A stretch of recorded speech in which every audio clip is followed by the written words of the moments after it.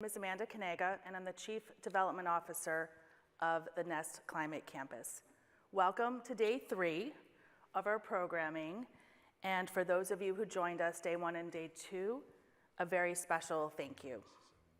Today's themes include travel and tourism and the rise of ESG, impact investing, social, economic, gender, and climate equity, and philanthropy. It is my honor to introduce today's keynote speaker, an impact-focused leader. Social justice investing, integrating racial, gender, economic, and climate justice into high-performing financial portfolios. Please welcome Rachel Robichodi, founder and CEO of Adesina Capital, an investment and financial activism firm. Thank you.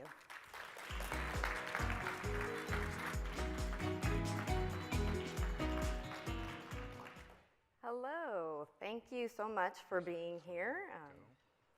I'm delighted to be here talking about social justice investing today. At Adesina Social Capital, there's something very particular that we believe, and it's that those who are closest to the problems in the world that we are trying to resolve are also closest to the solutions. And so that's really what is underlying our strategy of mobilizing investors and connecting them with social justice movements so that we bring the power of financial markets to the largest problems of our day, which, when we talk about social justice investing, is not only racial, gender, and economic, but also a deeply integrated climate justice. So before I tell you a bit more about what I do, it's actually really important to me to tell you why I do it. I live in San Francisco now, but I'm from Oroville, California, which is a rural town that it was particularly segregated, and if you're wondering, I'm 44, and if you're wondering about segregation in the 1980s, wasn't that something that was in the South in the 50s? I'll have you know that it was my town that declared themselves a constitutional republic in order to get out of mask mandates. So my town, Oroville, has a long and storied history of resisting social progress. So they still had segregated areas in the 1980s. When people know about Oroville, the thing that they know about it most of all is the dam. We have the tallest dam in the United States there, and it was actually built by people who migrated to Oroville. Many of the black people who lived there migrated there in the 1930s as the black community was leaving the southern United States in the face of Jim Crow laws and many other racial inequities that were occurring. We came up to build the dam, and generally speaking, the black workers were given the highest risk jobs building the dam. We were then allowed to live and buy homes on the south side of town. And these are a couple of recent photos from the neighborhood where I grew up. Sometimes I go to financial conferences where they show the wonderful homes they're building in developing countries, and how they've replaced the dilapidated homes, and I'm often reminded of the neighborhood where I grew up. Most people don't understand that there are people who live this way now in the United States. So I want to tell you just a little bit about my family who came up during that Great Migration. It was a family that was mostly led by women. And the reason it was mostly led by women is because many of the men were taken out of the community as a result of mass incarceration and police violence. In my lifetime and in my family, I've had 3 close family members murdered by police officers without repercussion. And I just want to bring them into the room with me now. They're Alan, Brady, and Jonathan. Yeah, it's important to bring them with me. Our families of women were also chronically impoverished, and we dealt with many of the issues that come premature death, disease, substance abuse. Unemployment was particularly high, and good jobs were hard to come by, and even harder for women. So being in a situation where I was directly facing racial, gender, and economic injustice, the fact that those were inextricably linked was something that was very clear to me from an early age. But climate justice issues weren't really on my mind. And to be honest, working in social justice movements, there was a deep divide between the people working on social issues and the folks working on climate issues. The climate folks are usually young and white and wealthy, and the people working on social justice issues tended to be people who had backgrounds more like mine. But things started to change in Oroville. In the 2010s, we started to have extreme weather, a lot like what we're seeing now, but it came early to Oroville. In 2016, we had it was the largest year of a historic drought. And at the beginning of 2017, we had this historic snowmelt from the Sierras. So what started to happen to the dam is that it started to collapse. And I was coming back from a trip and checking out the news and saw my tiny town on the international news on February 11th, 2017. That is the Oroville Dam, and beginning to burst. And when we looked at the news reports, we realized our family's neighborhood was the first to be evacuated. Now that's the southwest side of Oroville, which happens to also be the south side, as we call it, which is where we were allowed to live and buy homes. So I just want to pause and ask you to let that sink in.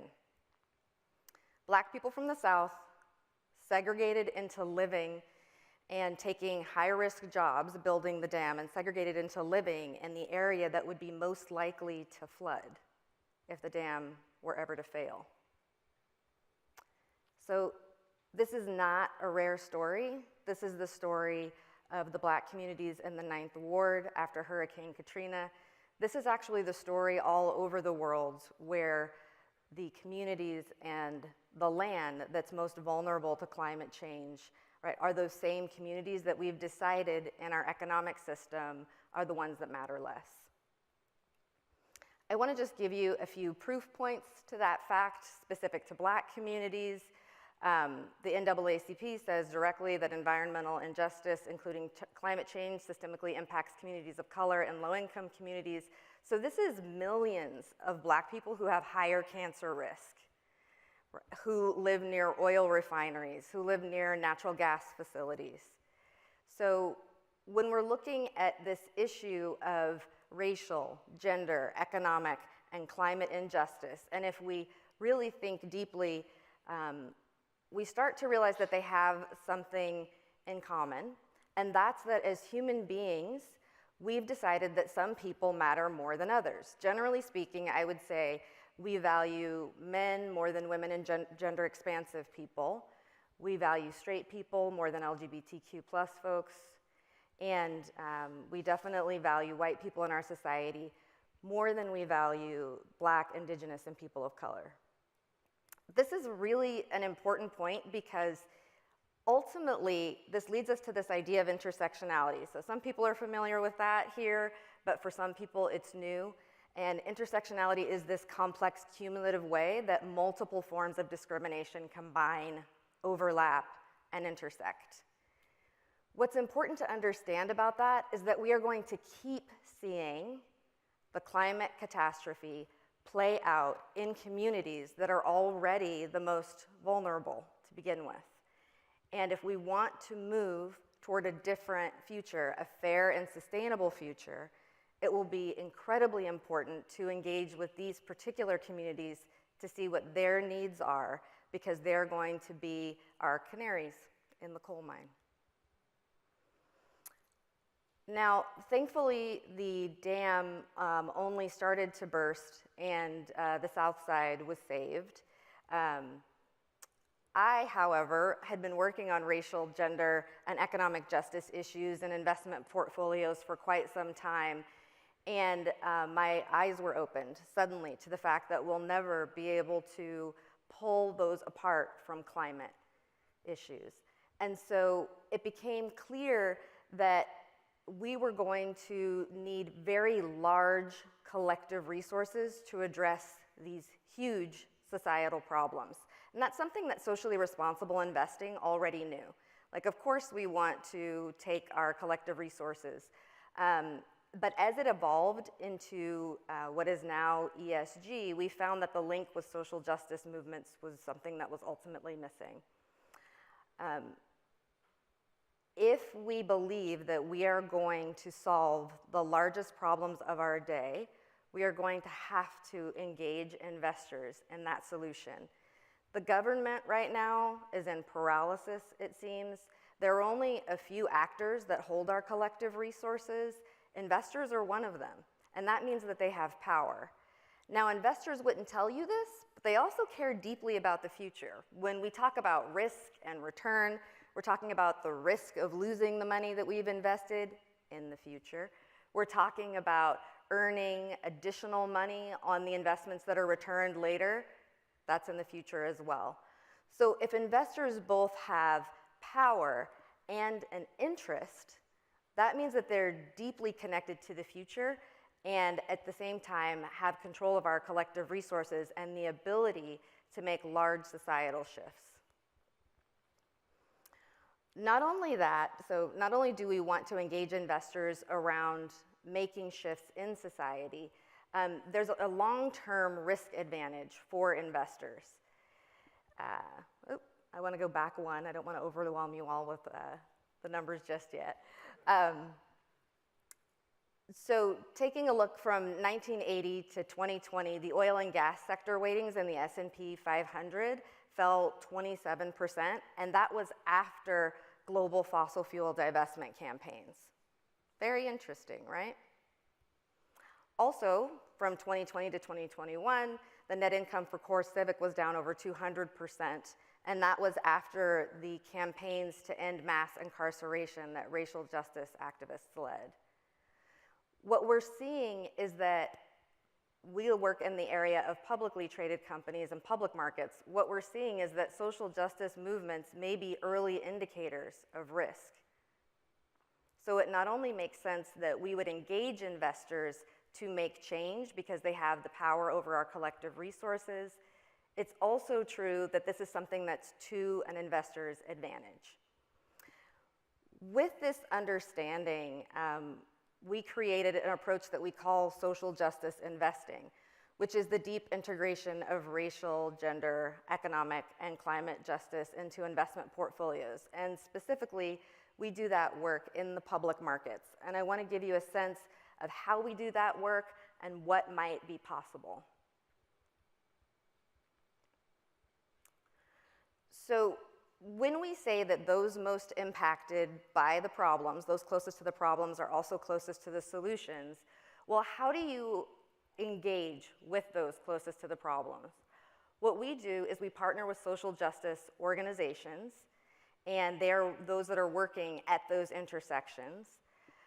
Those organizations help us determine our investment criteria. So if you're looking at a very large pool of publicly traded companies that you could invest in, and you're trying to figure out what to focus on, our social justice partners are informing like what criteria we have for evaluating the companies. They also help us identify, and this is actually a very important theme here, they help us identify the particular impact metrics. I want to stop for a moment and talk about the difference between language with social justice movements and investors. Just think about the word voting. If I'm talking to shareholders, the idea of voting is very clearly voting your company shares. But if I'm talking to the Movement for Black Lives, they are looking at civil voting rights. If you also think about the idea of equity, equity to someone in the financial markets means their share of a company that they own. But if you are talking to One Fair Wage, they're talking about the equity that workers might have in a company, or that the the social equity, not that the workers might have in the company, but that they might have in society at large. From those impact metrics, we do an incredible amount of translation work. That translation work is what it takes to go from broad investment criteria into specific impact metrics. And I'll give you an example of this in a moment. Like, how do you actually put those metrics into an investable portfolio in a rigorous and consistent manner? I'd like to give you an example of what we find to be at the root of racial and climate justice, and that's extractive agriculture. The first thing that we learned from our social justice partners is that extractive agriculture is a practice that are agricultural practices that extract unsustainably from people and the planet, and that, I'm gonna go back one, that extract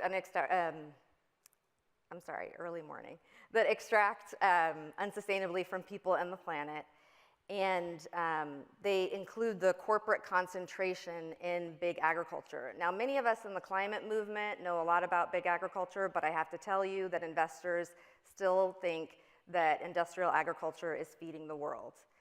Why should we care about this particular issue at the intersection of racial and climate justice? Well, from the climate side of things, 1/3 of all greenhouse gas emissions come from industrialized agriculture. It's the primary cause of deforestation in the world, and we know that big ag is the largest consumer of fossil fuels. From a racial justice perspective, this is something that we care about because regional and local agricultural practices that are impacted negatively by big agriculture are primarily practiced by people of color in the global south. So these are also those same communities that are at the greatest risk for climate change. I also just want to take a moment, we're in the United States, and really give a little bit of framing here. When we think about extractive agriculture, I want to take us back to the American South and the fact that enslaved Africans were brought into the American South very specifically to work something that was an unsustainable product, cotton, right? And if you think that an unsustainable product and that integration of kind of like racial and a climate justice issue with agriculture kind of only started then, I'll let you know that some of the largest productive agricultural land in the state of Texas is owned by the Department of Corrections. So this is something that we care about from a couple of different angles. And what we want to also be looking at is the sense of why we should care about it as investors. So I believe that investors want to generate long-term sustainable returns. And I believe that you do that by investing in sustainable companies. Right now, the industrial agricultural sector consumes 75% of the world's resources. I'm talking about resources related to agriculture, land, soil, fresh water, and as a result, they feed only 30% of the world. Interestingly enough, sustainable regional local agriculture uses 25% of the world's resources to feed 70% of the world. If you're thinking about generating sustainable long-term returns, don't we then need to be invested in the companies that are part of a sustainable food system for the planet? As you can see, unsustainable agricultural practices aren't what's going to be generating the long-term financial returns that we're looking for. I want to tell you a little bit about how we came to this understanding and started to integrate it into portfolios. Remember I told you that we start with our social justice partners? Well, our partners in this are ETC Group. They look very closely at the intersection of racial and climate justice. They helped us identify this broader criteria of extractive agriculture and go deeper into the metrics. So they talked to us very specifically about corporate concentration and the particularly harmful business practices, including synthetic fertilizers, pesticides, other agrochemicals that are not only eradicating the fertility of our topsoil, but they're also producing cancer risk for many of the communities and workers that are exposed to them. We ultimately were able to identify a set of companies, and those companies we have not only excluded from our own portfolio. Adesina has an exchange-traded fund or an ETF. We've not only excluded those companies from our own portfolio, but you can look forward in the coming months to seeing a white paper and an investor mobilization campaign that we will be releasing in order to educate and mobilize investors to begin to take action on extractive agriculture. Now I have to tell you that in Europe, they are a bit farther ahead of us on this. They can't wait until we produce some of the reports that will be coming out. Some of the feedback that we've heard from them is that public markets really needs to be engaged, because in the climate movement, while we know what the solutions are, solar, renewable energy, regenerative agriculture, we don't necessarily know who the Exxon is. And so what we're doing is making a list, and this is something that we use and share with investors to allow them to also identify these companies in their portfolio and divest or engage, and also to come together to support public policy. What we're doing in this example, and what I've been talking about, is really measuring what ultimately matters. There's a difference between finance talking to itself about what to do about the problems of the world, and having social justice organizations that represent the communities most impacted by racial, gender, economic, and climate justice tell us what's important. So I just want to give you a moment. You can see only looking at fossil fuels is something that what is like now more traditional ESG focuses on, but the social justice investing issue is to also look at extractive agriculture.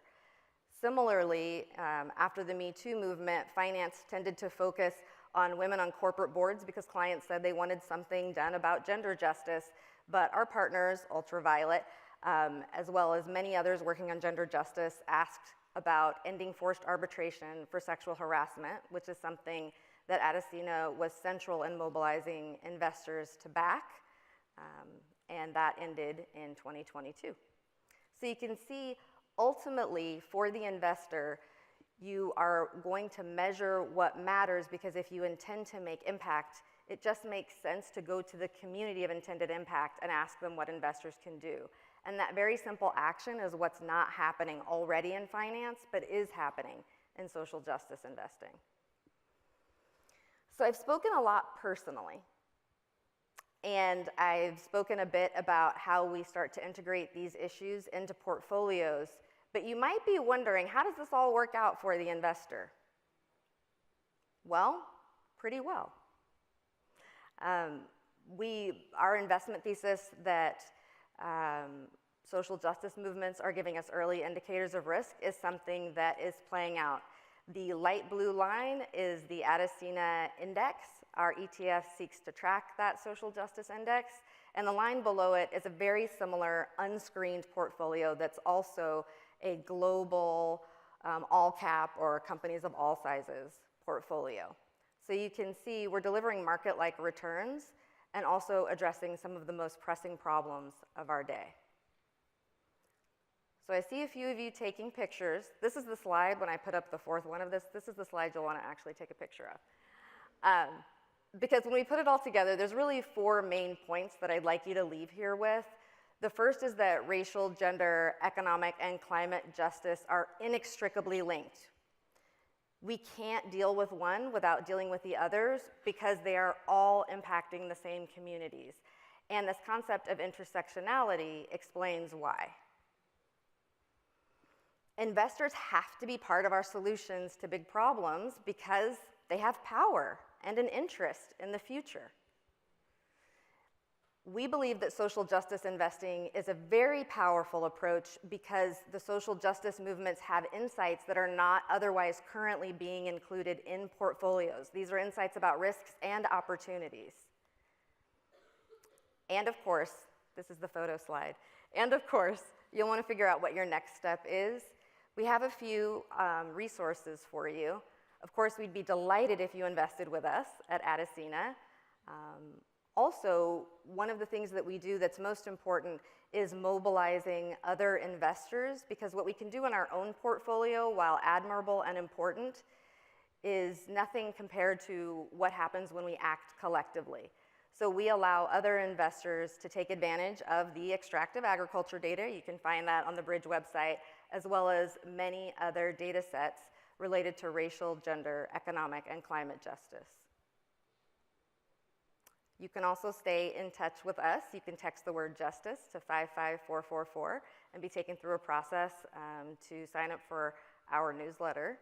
And you can stay connected with us here on social media. There's the QR code. We'll find out if that actually works from the stage.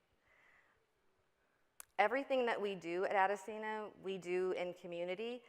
So asking you to come with us, to join us in making a fair and sustainable world by looking at investments through the lens of racial, gender, economic, and climate justice is my request for you today.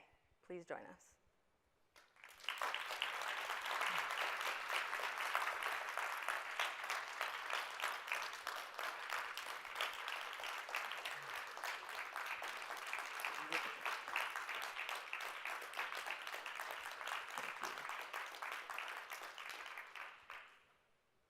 We have just a couple of minutes for a few questions.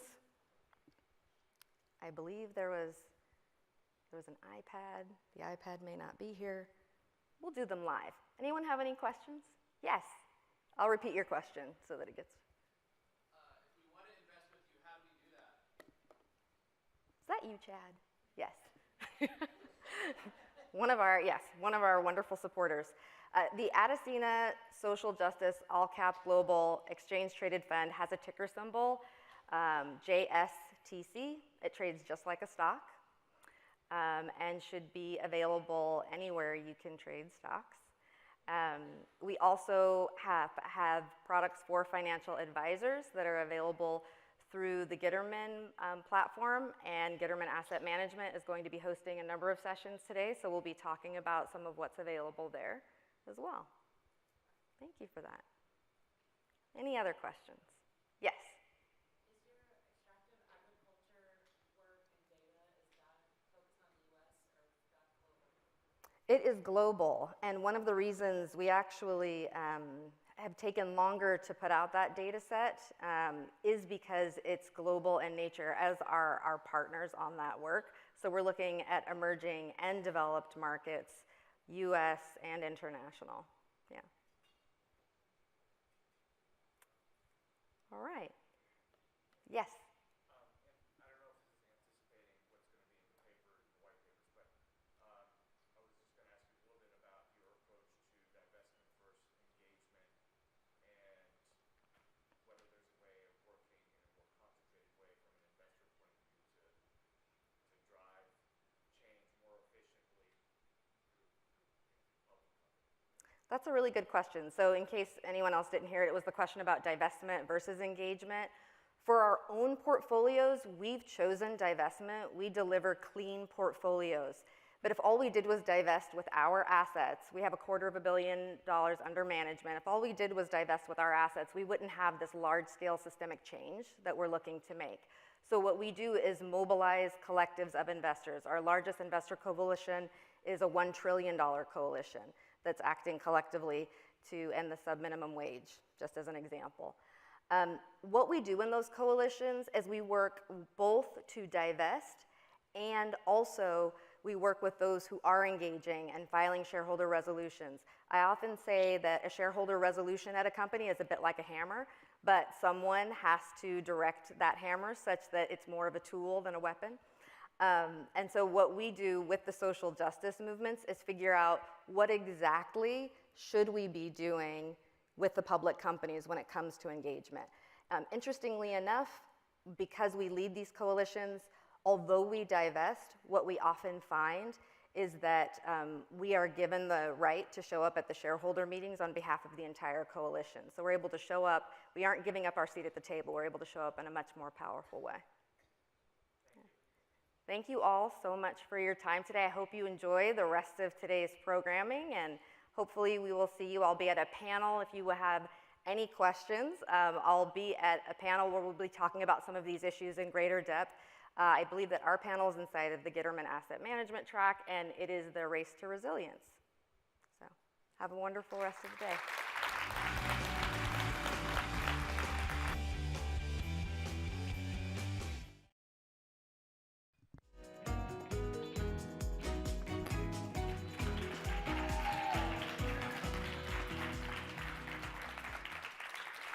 Hello, Nest Climate Campus.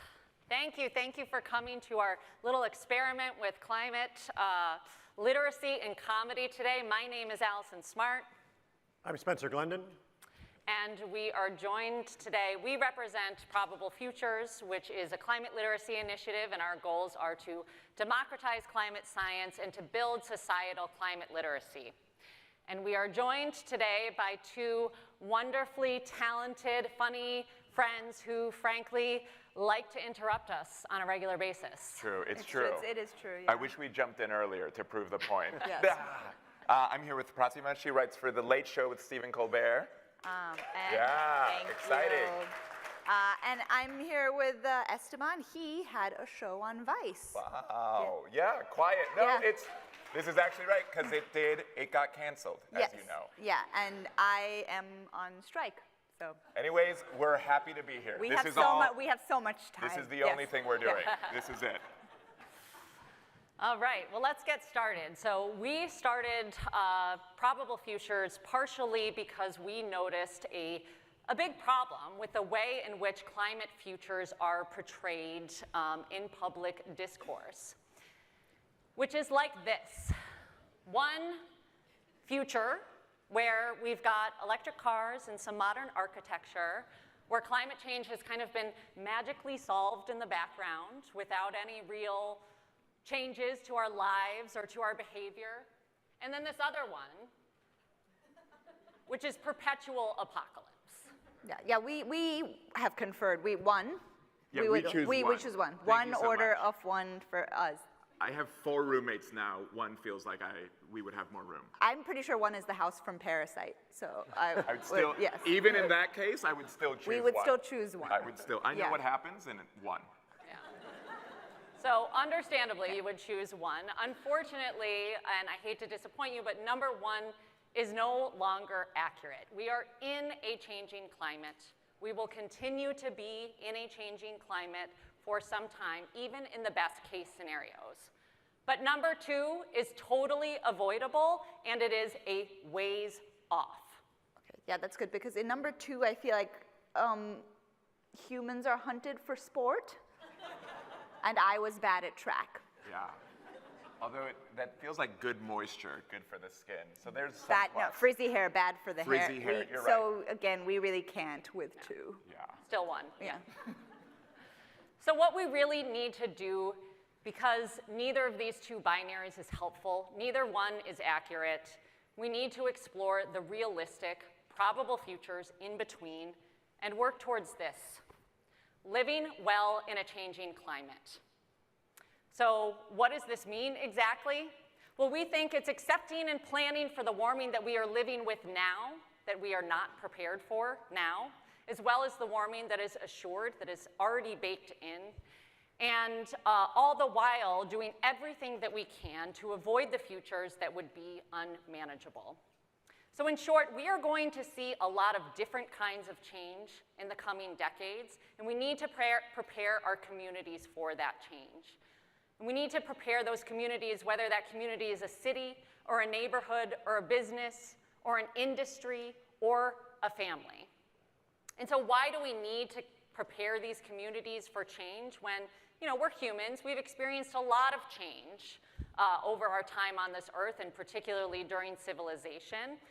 We're pretty adaptable, but we have experienced change during civilization with a specific set of conditions. Because one thing that hasn't changed for a very long time is this.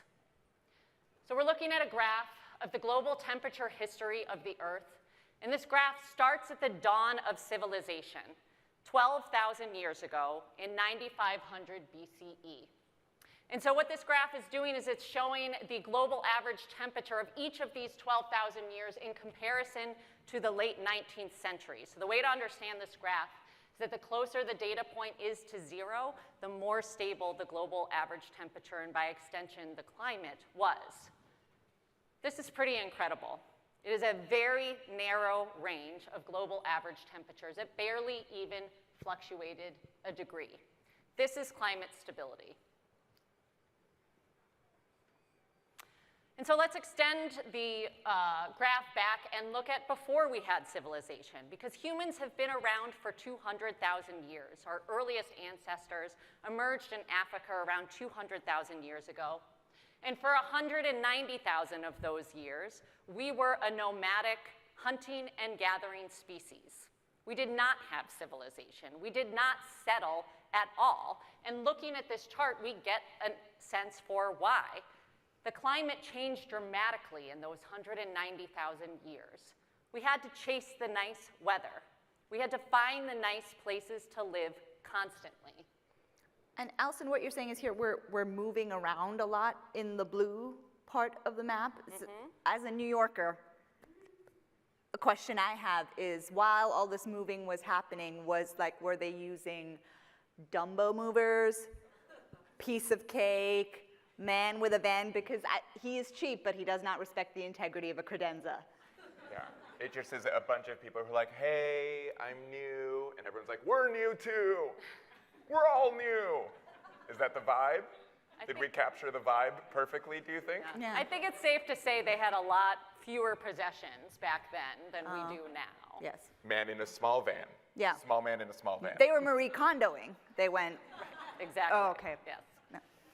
So this is not conducive to settling into one place and building civilization, but this part is.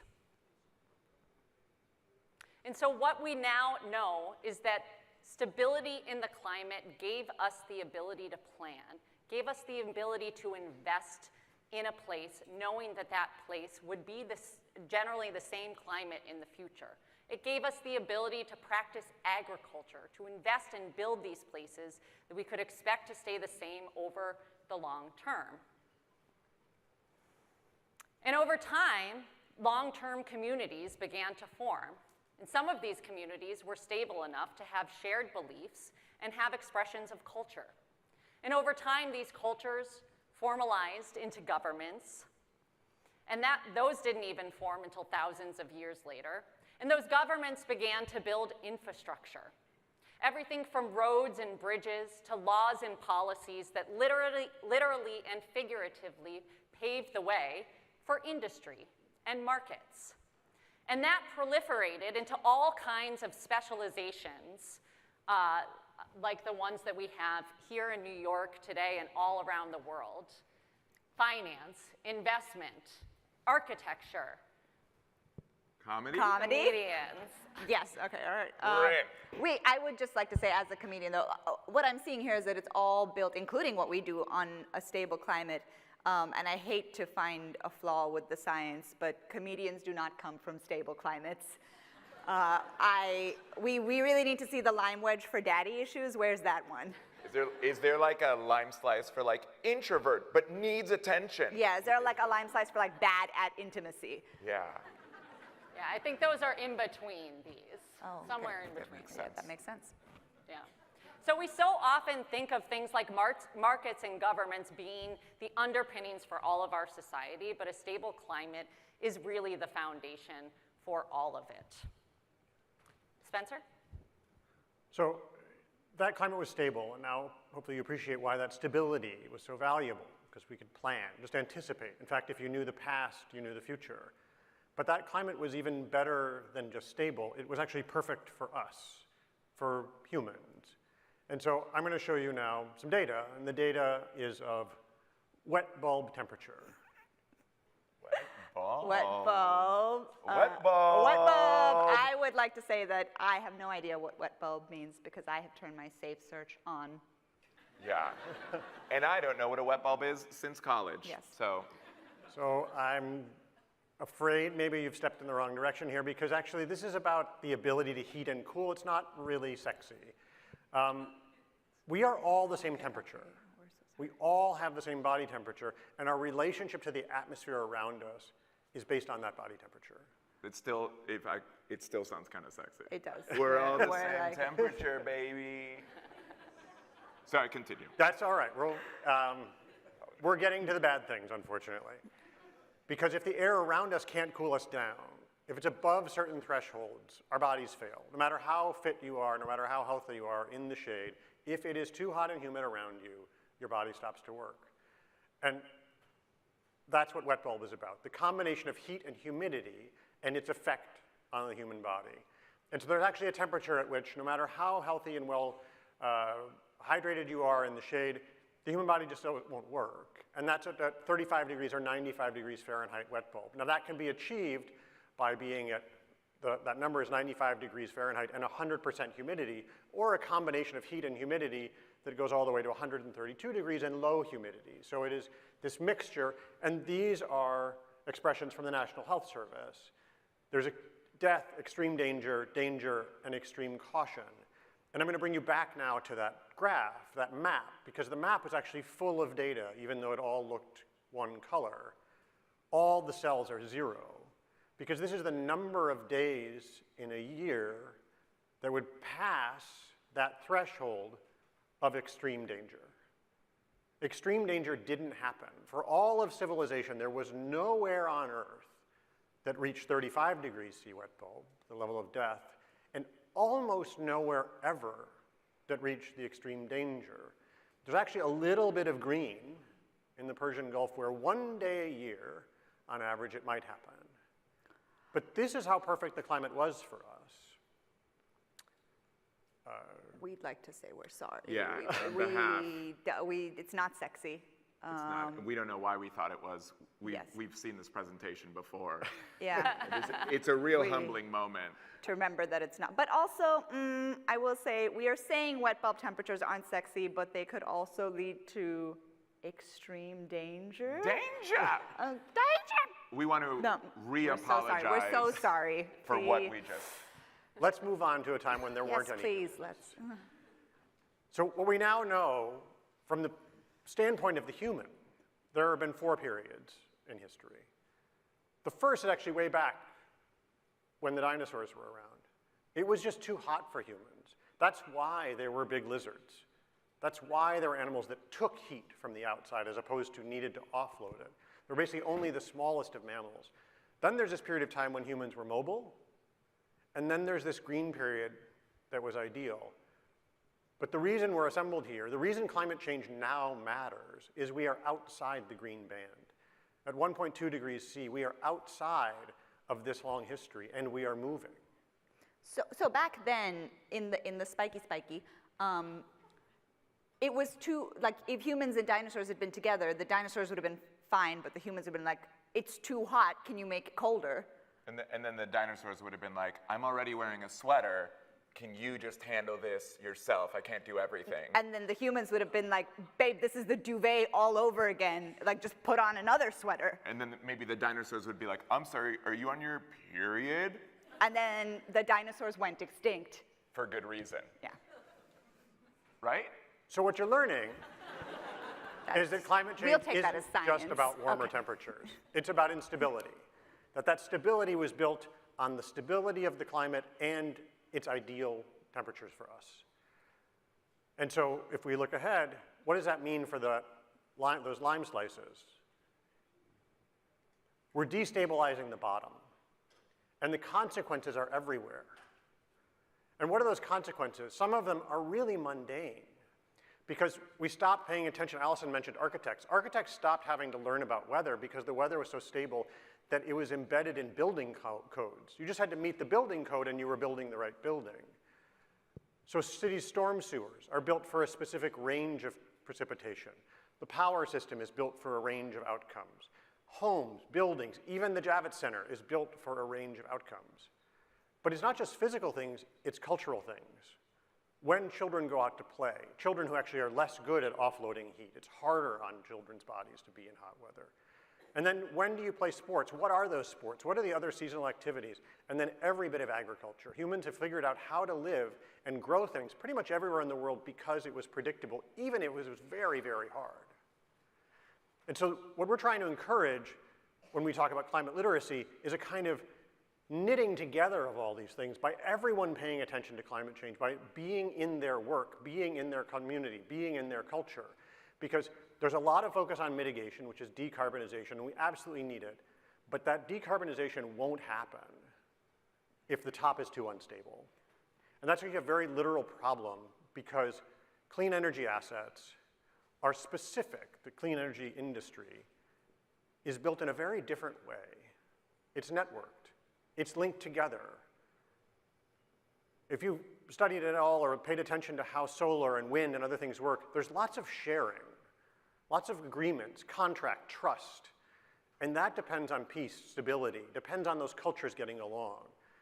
In contrast, fossil fuels are for a low-trust world. Oh. They're the fuel of crisis. We would like to borrow that term for when we have to break up with people.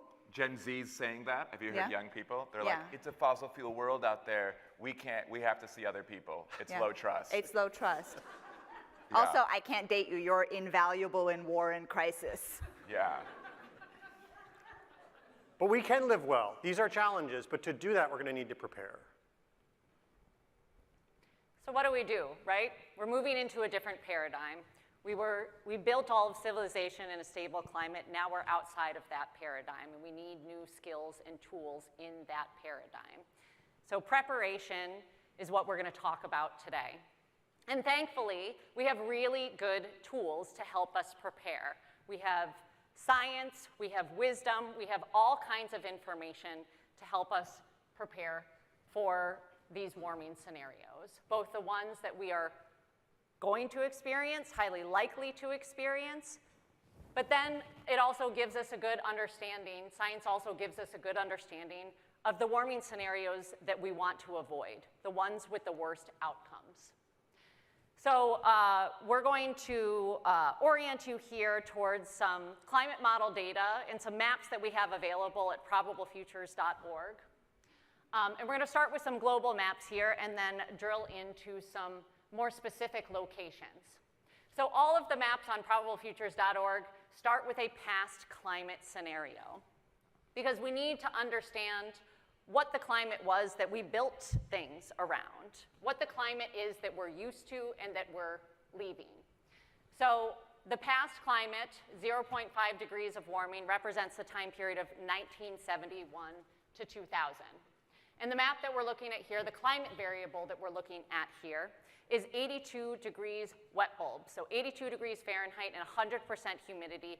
That corresponds with that second level, that danger, yellow danger category in the table that Spencer showed. So it's a little bit of a lower threshold than the other map that Spencer showed earlier, but as you can see, this wet bulb temperature is still pretty rare. Most places in the world are showing gray. They don't experience it at all. And many of the places that are showing up in color, in blue or in green, it happens up to a week, less than a week. And in a few places around the world, it might happen over 2 weeks or over a month. So let's move through the warming scenarios and see how this changes here. And I want you to really look closely at the change between 0.5 degree of warming and 1 degree of warming. Because 1 degree of warming is about where we are now. The Earth has already warmed about 1.2 degrees Celsius beyond pre-industrial temperatures. These were big changes that we just saw on the map, just between 0.5 degree of warming and 1 degree of warming. This is what we mean when we say we aren't prepared for the level of warming that we're currently living in. You see a lot of change in the tropics. You see these colors moving northward in the southeastern United States, as well as eastern China. I'll move to 1.5 degrees here. The way that we think about these warming scenarios is some of these help us prepare. So 1 and 1.5 help us prepare for what is either here or highly likely to come. And then the other ones are still choices. 2, 2.5, and 3 are still choices, and we need to understand what it is we want to avoid. So here, I'll go through 2, 2.5, and 3. These are really significant changes that we would see here by 3 degrees of warming. So this particular variable, wet bulb temperature, is one of the climate variables that changes the most as the atmosphere is warming. Why is that? Well, it's because of this. Warmer air holds more moisture. This is one of the most important ideas of, one of the most important concepts in building climate literacy is understanding this concept. The atmosphere is like a sponge. In fact, for every 1 degree warmer the air temperature is, it can hold 7% more moisture. And so what that means is that warmer air is thirstier air. It draws moisture from the land. It can hold moisture up in the atmosphere for longer, creating elongated dry periods below. And then when that moisture does come down, it's more likely to come down in really large quantities, in deluges, rather than gentle showers. Oh, Alison, if I may. So if I'm understanding it correctly, more humidity means more precipitation, potentially, is that right? Not necessarily. So like theoretically, like at some point we could get to the point where it would rain men. Because you said the warm air was thirsty, so those men are up there. Very thirsty. The prophecy would be fulfilled. It would be fulfilled. The weather girls, climate scientists ahead of their time. I guess Thank anything's you. possible, Yeah. but it's not exactly probable. Okay, I heard yes. All right, let's move to another climate variable here. Let's talk about drought. So this map is a map of the likelihood of extreme drought. So a continuous 12-month period where the conditions for extreme drought are met. So what does that mean? Well, drought is different in every place. It's relative to the climate of an area. So a drought in New York is going to look very different than a drought in Brasilia, and that's going to look very different than a drought in Perth or a drought in Bangkok. But this map takes that into consideration. So in this map, we're looking at, an extreme drought historically is something that might happen 5% of the time. That is the definition of extreme drought here. And as we move through the warming scenarios, we'll see how that probability changes as the atmosphere warms. So at 1 degree of warming here, these areas in the kind of pea green color, it means that the historic 5% chance drought now happens 11 to 20% of the time. And at 1.5 degrees of warming, the places in yellow have moved into the 21% to 33% category. So that means that what used to be a 1 in 20 year event could potentially be a 1 in 5, 4, 3 year event in some of those places in yellow. And what that means is it's not really an aberration anymore. So it becomes not really technically drought anymore. That means that those places are becoming more arid. 2, 2.5, and 3, we see really catastrophic changes that we need to avoid at all costs. The flip side of that coin there is precipitation, right? So this is the change in frequency of the 1 in 100 year storm, which is a term that's used a lot in meteorology and in insurance, but really what it means is a storm with a 1% chance of happening in any given year. So it's the rare storm. And at 1 degree of warming here, the places that you're seeing in blue are are likely to see that 1 in 100 year storm twice as frequently. And as I move through the warming scenarios here, you'll see it get dark. You'll see the blue expand and get darker. And the darker the blue, the more frequently that old 1 in 100 year storm will likely occur. So at the same time, the Earth can both get, locations can both get drier and have more frequent large storms. Spencer? These maps they're terrifying. It's true. But they're also clarifying. And so what I do think they sort of discourage is a kind of blithe optimism. It will all work out somehow. But they also can engage us in a kind of hopeful act. We can prepare, and we can do that together. And preparing is a way of engaging with reality and with the likely futures in a way that is constructive and communal. And this is necessary now because we're in that red fan leaving the range of civilization, and we're doing so quickly. So I think it's just worth anchoring that this is a graph of what the temperature has been year by year back to 1970. And the way this graph was made, 1.5 was the limit, the upper limit. And there's a lot of talk about it being the upper limit, but we will be there very, very soon. It's quite likely to be 1.5 degrees C above the pre-industrial temperature next year, actually, because of El Nino. And on a sustained basis within the next few years. And so that's why 1 degree is already here and 1.5 we need to plan for. But how do you plan? Well, you plan because these data actually allow us to see not just big picture, but small picture. Look in at specific places. And so what we're going to do is we're going to go to some specific places together that are places where Esteban and Pratima have lived before. And we're going to start with Esteban, who lived quite near the equator in Panama. Esteban, what did you do while you were there? Yeah, when I was 25 years old, I Eat, Pray, Loved, highly recommend.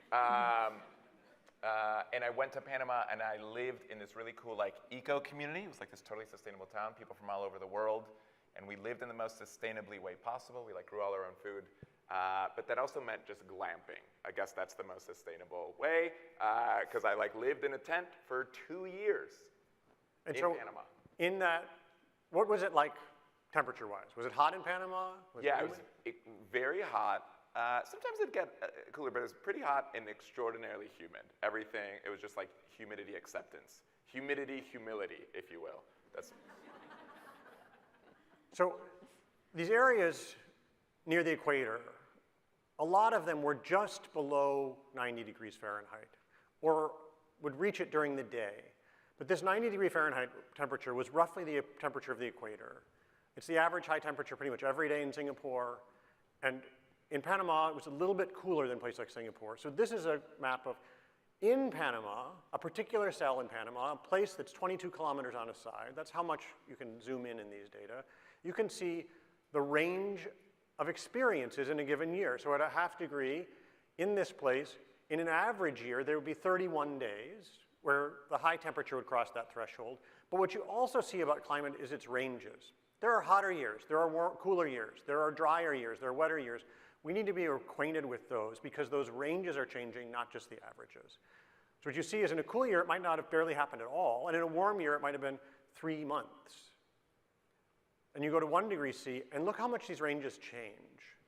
So the low stays low, and the high goes all the way up to 131 when it was 192, and the median goes, the average goes from 31 to 55. It's going to be different in each place, but actually we know a lot about each place. And you can see how this extended. For us in this room, we may not know what this means, but the reason this data is so important is that people in that community may know. They may know whether this is a big deal or not a big deal. The way this map makes it look, it's terrifying. But maybe for them it's something they can deal with, but it's for them to know. So we're democratizing this data into all the different parts of society and also motivating, hopefully, why we want to change. Because you can see what starts happening at 2 degrees C. These numbers become really dramatically different. And it's not just about daytime temperatures, it's about nighttime temperatures. So when you were sleeping in the tent, was it ever just too hot to sleep? Yeah, but then you're scared about bugs. Or I am, not you, me, terrified. I'm also scared of bugs. You and I both. Yes. We're scared about bugs. Yeah, it would get hot, and I would like unzip the tent, and you would try to get a little airflow. Yeah, it got uncomfortable. So sleeping is one of the most important features in human health. And so actually low temperatures are rising faster than high temperatures because the greenhouse effect keeps in the day's heat. And so we're having more record hot nights than hot days, and that has real consequences for how we sleep, for children's cognition, for lots of things. And so let's look at how the changes in here. This is the number of nights where it stays above 25 degrees C, how that changes. And it changes right away dramatically. Changes faster than the hot days. So already by 1.5 degrees C, this is almost all of the time when it was previously a minority of the time. And the range is even tighter than before. Until you get to 2 degrees C, and you can see it's really most of the year. This is something that we're going to have to figure out how to live with well. And this tells us why there are so many demands on the system. So Pratima, What can you tell us about Jeddah? Oh, so I grew up in Jeddah in Saudi Arabia. I lived there from when I was 1 till I was 16. I don't know any Arabic, don't quiz me. But yeah, when I lived there, there was summer, and then autumn didn't exist, and winter didn't exist, and spring didn't exist, and you basically got to use one pair of shoes for the whole year. It was good. So Jeddah is interesting because it's right on the edge of what you can see from this aerial image, a desert. So not a place where people practice a lot of agriculture, but there are these little green bits on the edges, and it's on the Red Sea.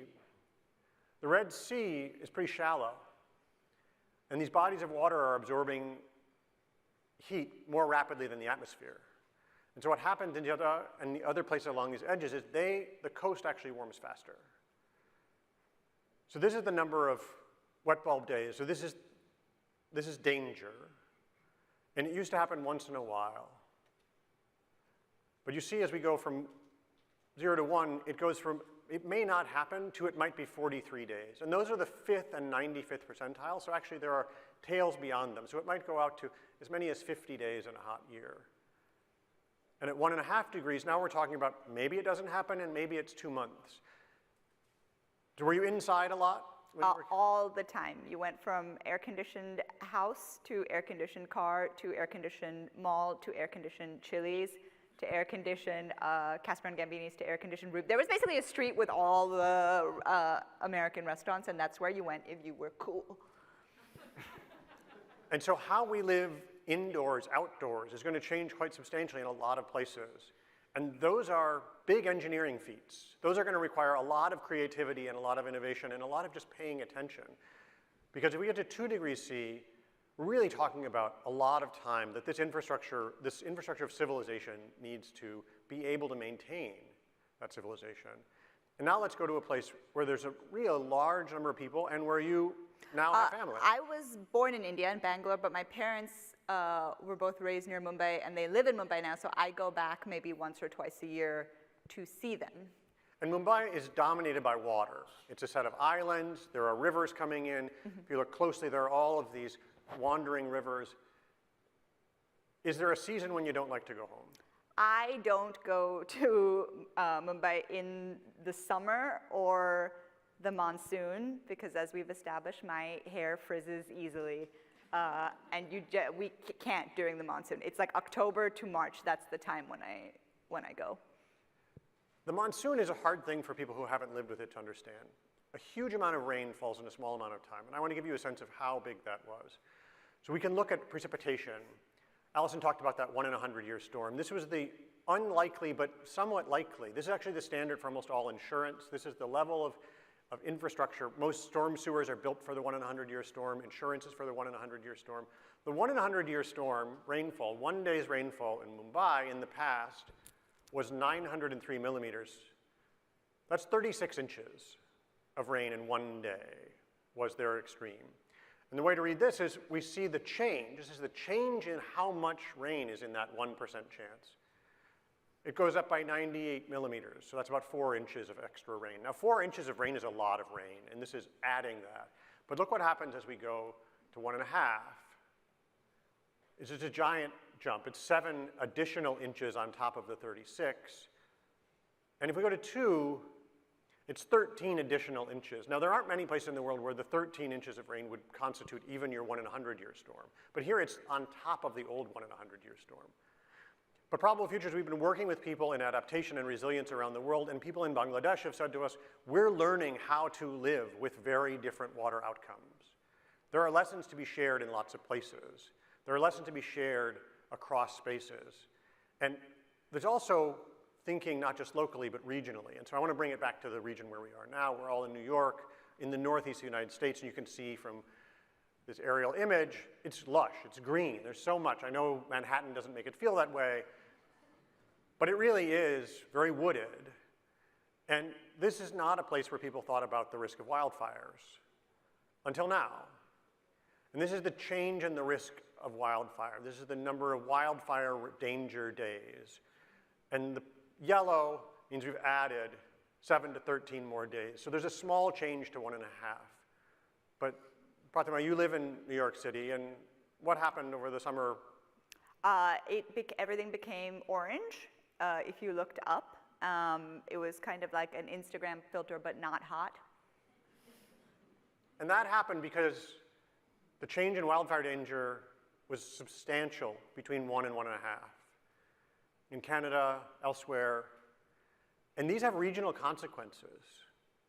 So looking just locally isn't enough. And this is actually part of why we say it's a hopeful act. It makes you reach out. It makes you care about other places. It makes you think about how we're connected to each other, whether it's by watersheds, or by the air we share, or by the systems and networks that we share, or even where our energy and power come from. It makes us think together and care about other places. And we're going to have to do that more every little bit it warms. And it's likely in the Northeast we have to learn skills and ways of being that previously New Yorkers said, I would never live in California with those orange skies and smoky air. But maybe we'll have to learn some lessons about how to do that in ways that still make it a good place to live. So I come back to this knit together tower. And so this makes it clear that living together, being connected in that changing climate is going to be different. And so Allison, I want you to help us finish this out and explain how we're going to do that well. Yeah. So these changes are going to mean really different things to different communities, right? And we built this resource so that every community, whether it's a business or a city or an industry or an NGO, can plan and have access to the very best science. No one is going to be able to parachute into these communities and tell people what climate change is going to mean for them. We need to build literacy in these places so that people can think ahead, plan, advocate for their communities. We need to integrate climate, conversations about climate into every lime slice, into every aspect of society.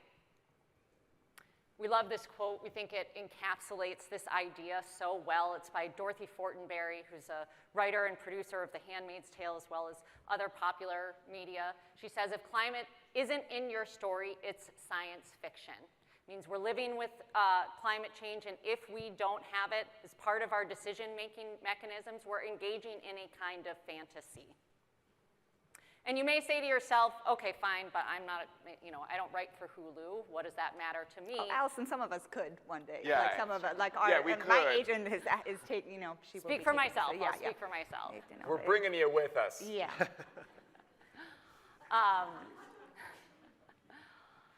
But we engage in storytelling every single day. This is a story being here together today. We have all decided to come here together because we need to do something about climate change. And so I want to end with something else that we often don't talk about in the climate conversation, a part of the story that's often not included, which is gratitude. Because I know that talking about this is hard. Making these changes is going to be really hard, but we can do hard things. Glennon Doyle tells us we can, so I believe her, for one. Our climate used to be perfect for us. Now it's a little bit less perfect, but it's still pretty great. In fact, it's way better than Mars. Oh, get Mars, Allison. Burn. Yeah, if you're a Marsette, get out. I just think. But also, like, if we need to come and see, like, go. Yeah. Like, also, yeah. Yeah, we'll visit. Yeah, we'll but visit. But not that long. Yeah. Mars. And we won't like it. Yeah, I hope someone has walked in and is very confused. Yeah. They're like, this is the Nest main stage. Yeah, get out of here, Mars. Anywho, Allison, continue. Yes. We truly live on the best planet in the galaxy. Yeah, Mars! It's the last one. Yeah, we will. And it's really amazing. We are so lucky that we understand how the Earth works, how the world works as much as we do, and that we can use that knowledge and that information to be able to live on it sustainably. We understand the boundaries of the Earth, and we have the ability to live on, to be Earthlings for much, much longer. But we need to be resilient. We have a lot of things that we need to do to build resilient communities. Here's a list of just some of those things. Cooking is a resilient act. Knowing how to cook is a resilient act. Dancing, hanging out with friends, making art. You can also make out or hang art. It's good. That's that wet bulb, that's Yeah, that wet wet bulb. bulb. You are gonna write for Hulu before us, and it's gonna destroy us. Yeah. I prefer Netflix, but Yeah. just saying. Playing games, and most importantly, telling jokes, Oh my God. laughing together, building strong communities is the best strategy for resiliency and adaptation. And that's where we want to leave you today. So I hope that you will follow along with our organization and sign up for our email list. And as the comedians tend to say, that's our time. Yeah. Also, sincerely, this was a big experiment. You didn't have to invite us. So one, thanks for inviting us. Two, Mars sucks. yeah. And we can't emphasize that enough. I hope if you're taking notes. Also, in exchange, please join us tonight at 10 p.m. Crowded Bar in Brooklyn. And when we say 10, we mean it will start at 11:30. There will be a game on. The owner will refuse to turn it off, and you have to do 10 minutes of stand-up comedy to a disinterested crowd. Yeah. It's only even. Thank you so much. Thank you It sincerely truly, for having us. Thank you all. Thank you all.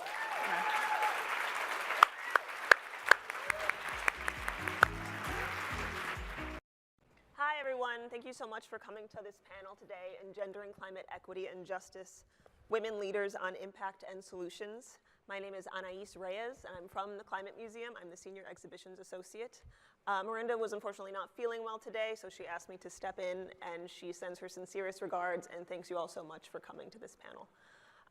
I'm excited to be here despite the circumstances. I'm so excited to talk to all of you, these amazing climate justice leaders on the stage with me today. And we're going to talk a little bit about how critical it is to have an intersectional approach to combating the biggest issue of our time. So I'd like to briefly introduce everyone to you, and then we'll get started. First, we have Hafsat Abiola. She is the co-founder of Connected Women Leaders, the co-lead of Project Dandelion, and the president of Women in Africa. Yes. Next, we have Fabiana Rodriguez, co-founder and president of the Center for Cultural Power. Next, we have Peggy Shepard, co-founder and executive director of We Act for Climate Justice, for Environmental Justice, excuse me. They're all the same. And Shaila Raghav, with a new title today, Chief Climate Officer at Time CO2. So I would like to start just by going down the line, I guess, and can you each give me a brief introduction on your background and what brought you to climate work? Thank you so much, Anais. Can you all hear me? Okay, so I came into climate by way of democracy activism, development activism. In my late teen years, my family became involved in my country's democratic movement. And at the time, I was a second-year university student. My father came to see me, and he had just won the presidential election in my country, but the military didn't want to have a democratic system, so there was a one-year period of negotiations, and in that period, he came to visit me at my university. And when he was leaving, he said, Hafsat, you know, African countries are struggling with poverty. While you're at this university, try to come to understand what we can do. So he went back home and ended up in jail. The military put him in jail, and then my mom started organizing to demand his release and organizing to demand a democratic system in my country. And about a few days to my graduation from university, she was gunned down in the streets of in the commercial capital of my country. And so I became an activist at that point, trying to promote the work that they were fighting for. And when we finally got a democratic system, and by the time we got that, my dad also had died in jail. So I always remember the promise I made to him that I would try to think about how African countries can develop. As a way, for me, it became a way to keep him close and keep both of them close. And if anyone paying attention to climate would see that Africa has contributed the least to the climate crisis, having contributed about 3% of the carbon emissions, but we already suffer the most from the climate crisis.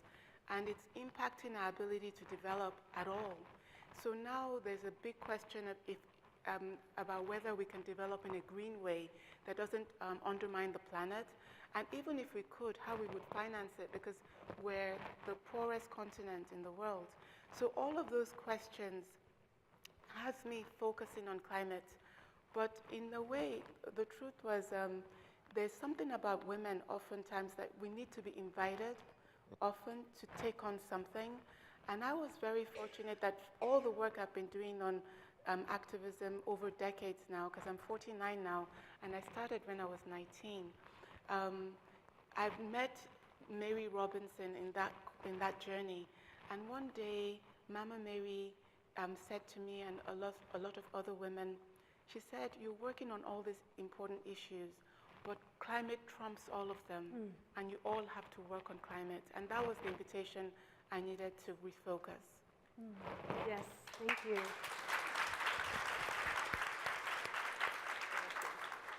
Hi, everybody. I am from Oakland, California, and I grew up during the era of the war on drugs in Oakland, in a community impacted by violence, mass incarceration, and pollution. I grew up next to a freeway that a few years before I was born, there are 2 freeways where I live, and the freeway that went through the white neighborhood, the white neighbors organized so that trucks wouldn't go through their freeway. And so as a result, the freeway that goes through my neighborhood has double the emissions. And so I grew up always seeing people with asthma, understanding also that my community was neglected. You know, we had food injustice issues. There was issues around how we were racially profiled, education. And, you know, this was the 80s. At the same time, there was something that was being born called hip hop. And I remember that as a kid, I would always realize, and, you know, seeing the remnants of the Black Panther Party, that stories and narratives and art could offer us a light at the end of the tunnel, and that despite everything that was happening, the hardship, that art and culture could offer us something to imagine our future. And so I became a young activist, and I am an artist. And the organization that I run today is about activating the power of cultural workers so that we can leverage the power of the emotion and the imagination to bring about justice. And I became involved in climate justice because in reality, I believe that we are in a planetary crisis because of a core dominant narrative that has been with us for over 500 years. And that narrative is that there are certain bodies that can be exploited for the benefit of the concentration of wealth and power. And that was what happened on this hemisphere. You had the theft of land, you had the stealing of bodies and the stealing of culture, which our systems are based on today. And there are certain bodies throughout the world, human bodies, animal bodies, ocean bodies, forest bodies, that get exploited, and that the toxicity is in our communities. The poison is in our communities. You can't have oil without exploiting people. And so for me, the question of how we build an economic system is all related to climate, because it's actually how we are in relation to everything that is alive, right? Humans, oceans, natural resources, and we can't solve the climate crisis without addressing racial justice, without addressing gender justice. And I believe that the biggest tool that we are missing is the stories, the art, the culture. We have the data, we have the science, we don't have the art, the culture. On Hollywood, less than 3% of all scripted TV and film even talks about climate. And so I've come to this work as an artist and as someone that is committed to organizing other creatives, bringing them to the table so that we can move towards climate solutions. Thank you.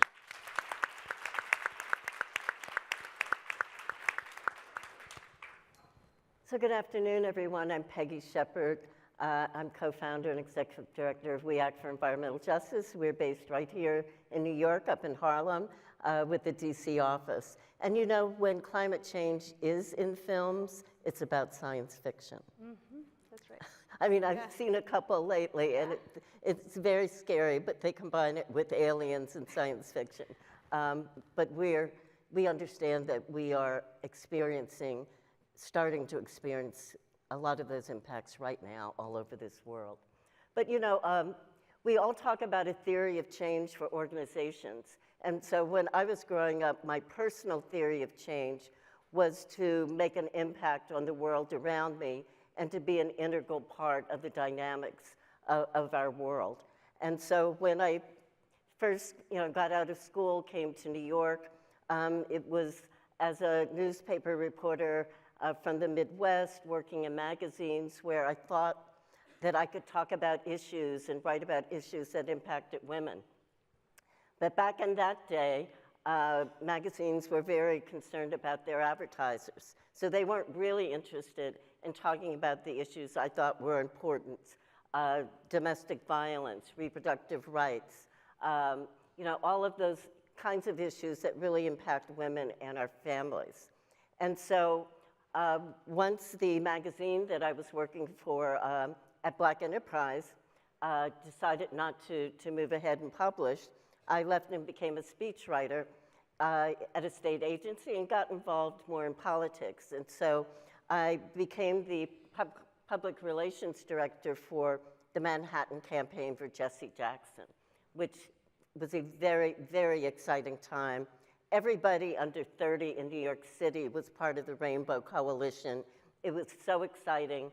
And my job was to promote all of these young people who were running to be delegates at the convention. And so it really gave me an opportunity to go around the city and see the differences in neighborhood conditions, neighborhood advocacy, neighborhood benefits. And so after he did not win the primary, the campaign manager, Bill Lynch, asked me, do you want to be producing other people behind the scenes, or do you want to be out front with your own ideas? And being the person who sat in the back of the room and never raised their hand, unless I was positive of the answer, I thought, well, this might be a little self-improvement as well as pushing forward on really progressive political issues in Harlem. And so I did run as a Democratic district leader. I was elected, and the first issue that community residents came to me about was a sewage treatment plant in the Hudson River, spewing emissions that were making everybody sick. And so we launched a 6-year organizing campaign, ended up suing New York City, getting the plant, getting what was a brand new plant, another $55 million to fix it. But what this campaign really did, sure, there was a $1.1 million environmental benefits fund for the community, but it also really institutionalized environmental education, inquiry into a very large cohort of several hundred people in the West Harlem community, which meant that we were ready to look at all of those conditions in our community, because once you realize the impacts, the negative impacts of certain environmental exposures, then you really begin to look around at your community, and the things that you just once walked by without any thought, that you thought were just normal, you realize are not normal. Mm-hmm. And when you begin to talk to and do outreach to regular folks who say, I just thought it was part of my life that I had to live in bad conditions in my home, with holes in the ceiling, with mold. And this was a young high school kid. We were doing some training in a local high school, and she said, I just thought that was the way it had to be. And she understood that that was not the way it was supposed to be or had to be, and that she could make that change. So that's what's really propelled me over the last 35 years. 35 years of doing this work.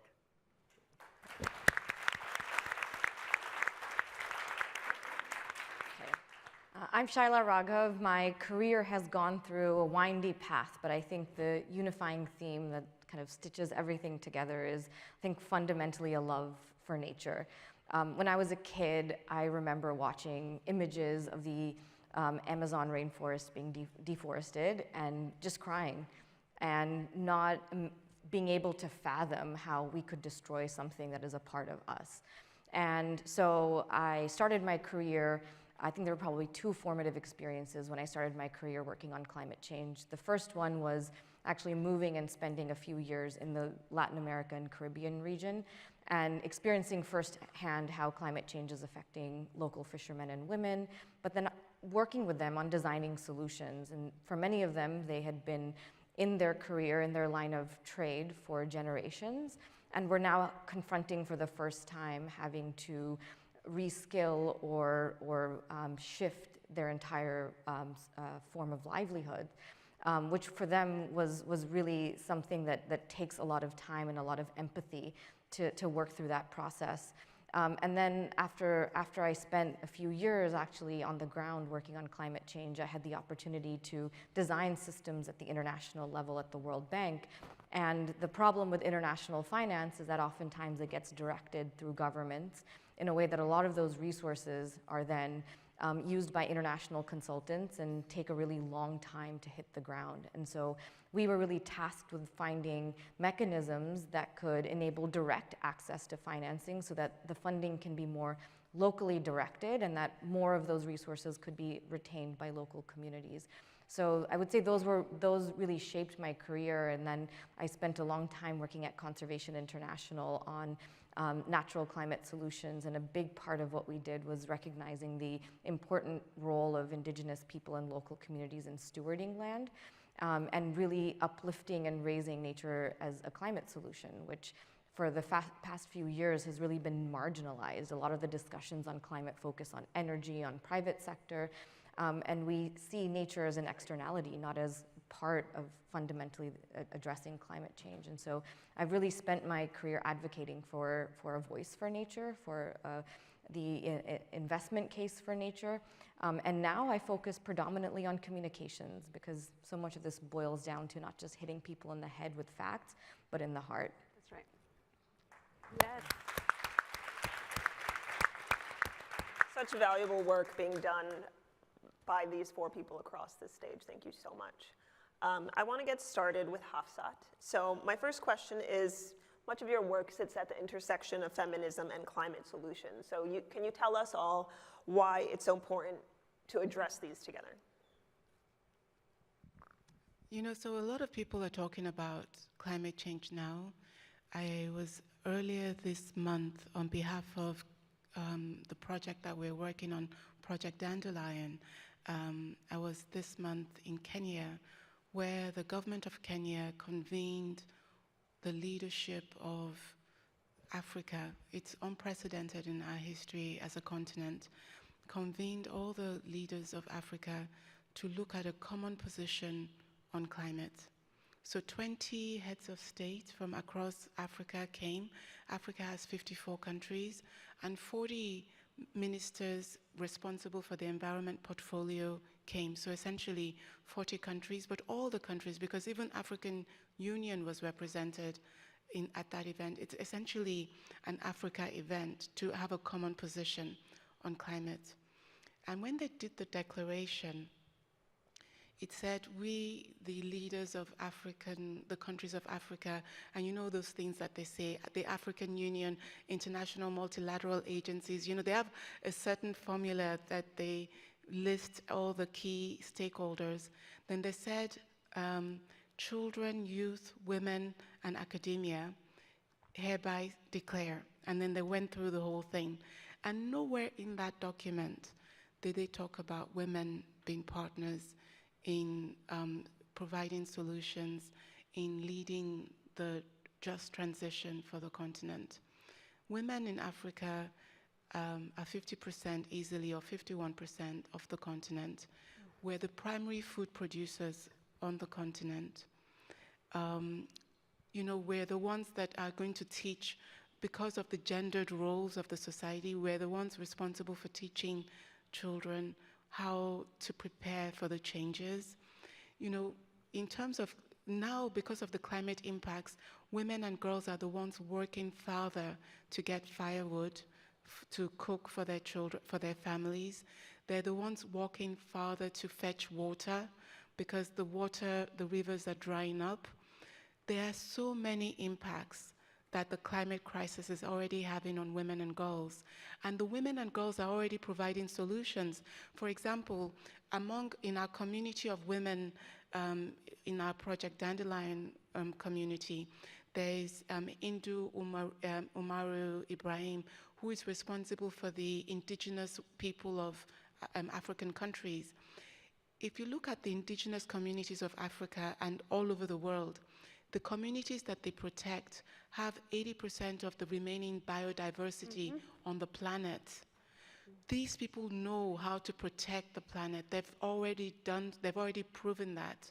So, and many of the people that are in the forefront of these indigenous communities are the wise women elders.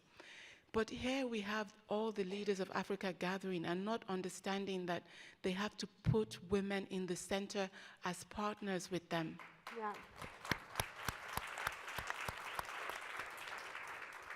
The truth is that there is not going to be any rescuing of the planet without women.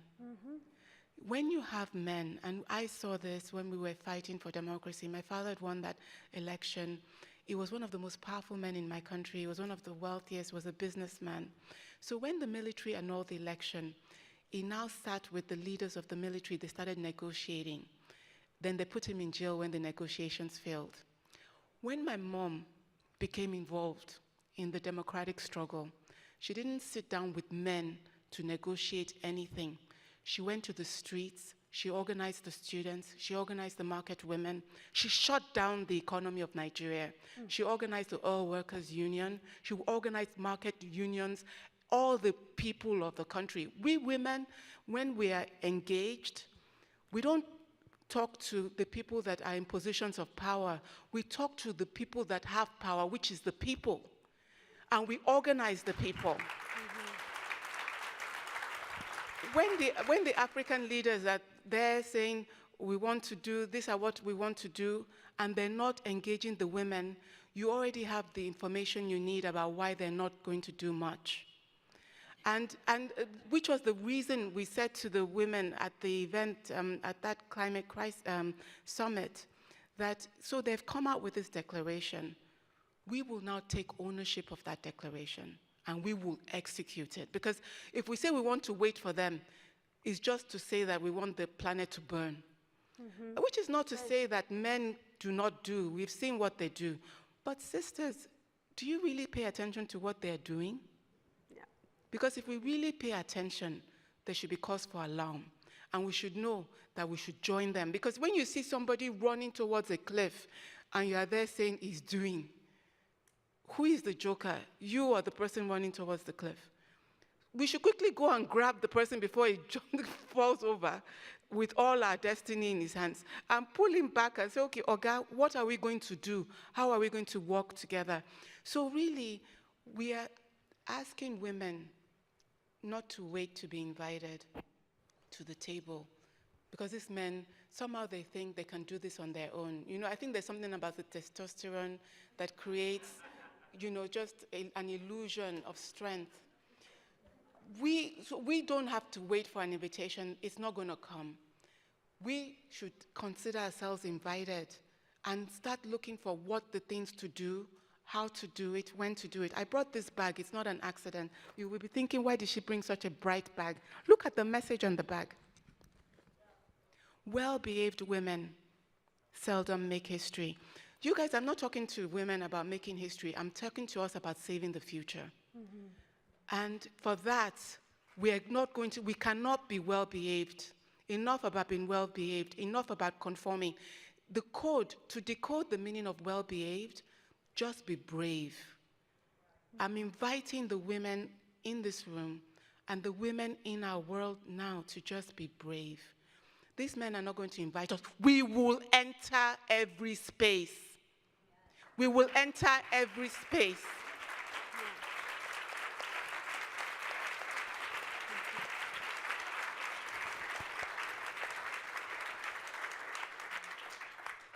Thank you so much for that. That's, you know, I think we can all take the lesson. We need to mobilize, forget the traditional sources of power. We need to mobilize everyone. We need to mobilize women, and they are the ones leading.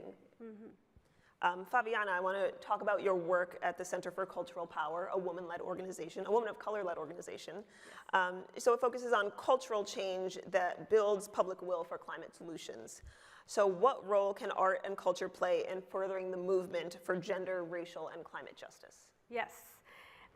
Well, you know, first I want to add that the exploitation of the earth is directly related to the exploitation of women. It's a set of ideas and a culture that has allowed for this exploitation. And, you know, as a reproductive justice organizer, I feel that sometimes this concept of protecting life has been taken away from us, when in reality what we are doing is we are protecting life. We are protecting the ability to live on a planet, all life, right? Because that's actually what we need to do. We need to deprogram ourselves, because dominant culture has actually severed our relationship to nature. We feel like we are above nature, and actually a patriarchal culture has facilitated for us to abuse and extract from nature. And so we have to shift, and how we do that through art and culture. I mean, this is where the art and culture sectors are dominated by men, right? When you think about what happened, the Me Too movement, right? Women in Hollywood, if you wonder why you turn on the TV and a lot of the narratives that you're seeing normalize sexual harassment, sexual abuse, the images that you see portrayed of women, you hardly see any women of color, we hardly see any Muslim women, Native American women, Asian women, right, on television. Men have their hands on every single cultural lever: music, Hollywood, theater, publishing, gaming. So we're experiencing the world through the lens of a white, cisgender, able-bodied man. And that is preventing us from having political wins, because culture change precedes political change. And a policy is actually the manifestation of an idea whose time has come, but we need to create those ideas. We need to put them out into culture. And so cultural power is directly related to policy power. And if you think about even, you know, whether we're looking at Me Too, Black Lives Matter, right, even our climate justice movement, we need to make sure our values become normalized, and culture is the fastest avenue for us to do that. Because I can give you all the data, I can give you all the science, I'm not going to move your rational mind as fast as I can move your emotional, your heart. And once you move your heart, the ability for you to mobilize is going to happen like that. And so imagine if, you know, we were listening to songs by our favorite artists that talked about the fossil fuel industry, or that talked about, hey, let's move towards clean energy. Right? Imagine if you're watching TV and you see solar panels on your favorite TV shows, right? You see people you actually see that, oh, hey, there's another day, there's another wildfire, right? That's not happening. In our pop culture, we're not seeing things presented back to us, and when we do see it, as you said, it's doom and gloom, and it's not about solutions. And so we have to leverage the tools of culture, and often I think that we've been taught to think, oh, it's just about policy wins or legislative wins. But we're not bringing artists to the table, filmmakers, musicians, right? And to help train them and make space for them to also have an impact. And so that's the work that we do, because we know that, you know, we can't advance on policy solutions fast enough until we begin to create a culture that is rejecting the old paradigm, the extractive economy, and that embraces a new way of thinking. Because again, we can't solve climate change without solving racial justice. And so it's about intersectionality, right? It's about saying, hey, you know, black families who are living in the South in highly polluted regions deserve for their children to have clean water. Children in Flint, Michigan deserve clean water. Puerto Ricans deserve support and aid after Hurricane Maria. So how do we create narratives that humanize and help empathize and bring us together, as opposed to the highly polarized culture that we have now, which is by design, because The climate deniers are the same people funding the elimination of critical race theory. They're the same funders who are going after trans kids, same funders who want fossil fuel industry and who are taking away our bodily autonomy, right? And they have a massive cultural infrastructure that they activate. And we see it over and over. Our side does not have that. And so the work that we do is around building that and making sure that we are putting resources into the field so that we can build cultural infrastructure.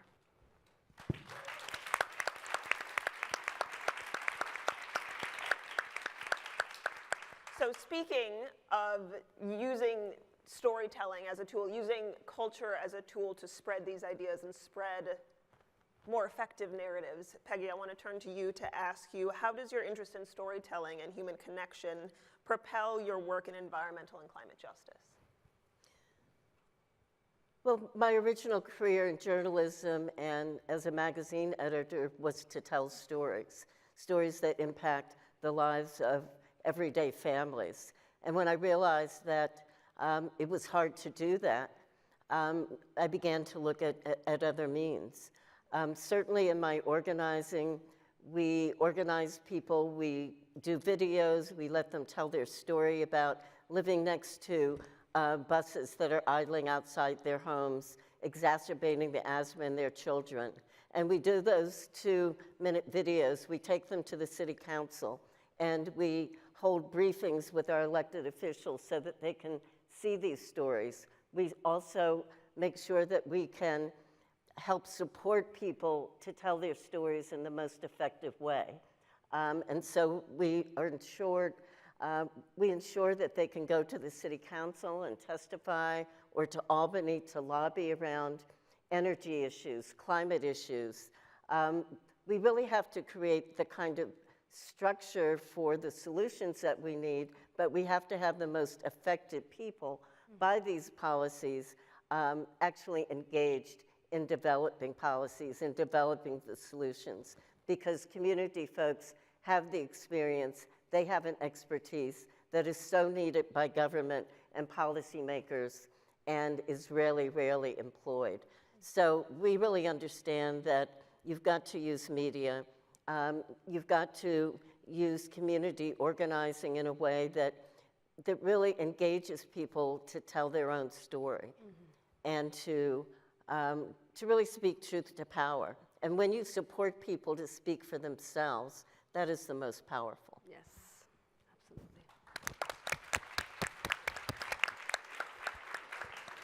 And now, Shaila, speaking of media, your work with Time CO2 focuses on guiding businesses to transform their practices in alignment with global climate goals. So can you tell us what you have found to be the most effective when communicating the urgency and decisive climate action that businesses need to take?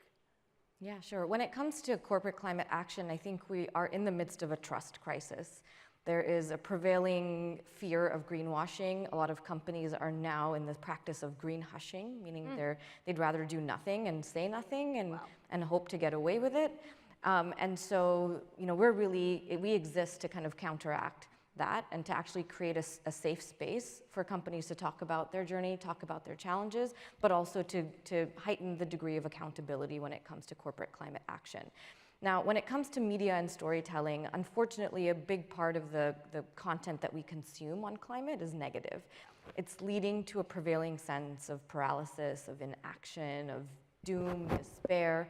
And the reason is because you read content or information on climate, but it doesn't give you a pathway to act. It doesn't actually engage you in a way that enables you to convert that awareness or translate that awareness into a specific action that you can take. And so that's exactly what we're doing at Time CO2. It's about creating a new type of content that not only educates, but also activates. And so that means that we really need to be telling inspiring stories, repeatable, copyable examples, again, not dismissing all of the suffering, not dismissing the reality of climate change, but at the same time making it apparent and real that this is an opportunity for us to build a better world. It's an opportunity for us to choose the future that we will have, for us to reshape industries. And so a big part of it comes also back to emotion, right? Evoking this sense of fear of missing out, for climate change to be positioned not as something happening to you, but something that we can actually seize our power to respond to. Yes.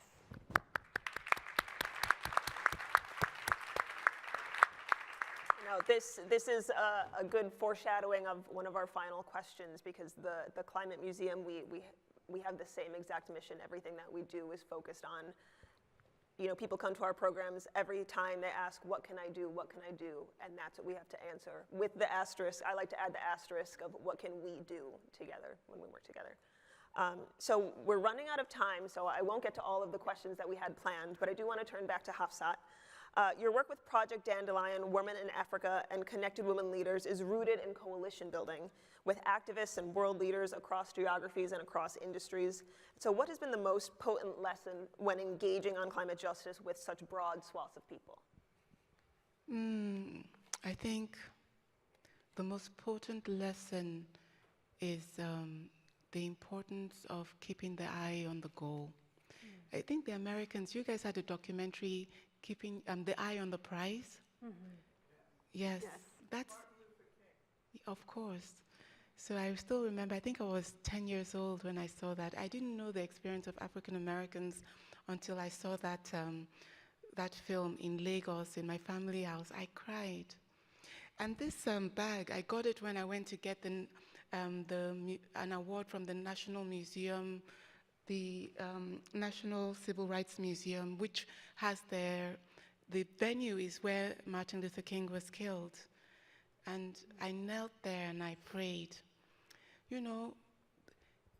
Movements has so many different components. If we look at the civil rights movement of MLK, so many people came together, so many, such diverse publics came together.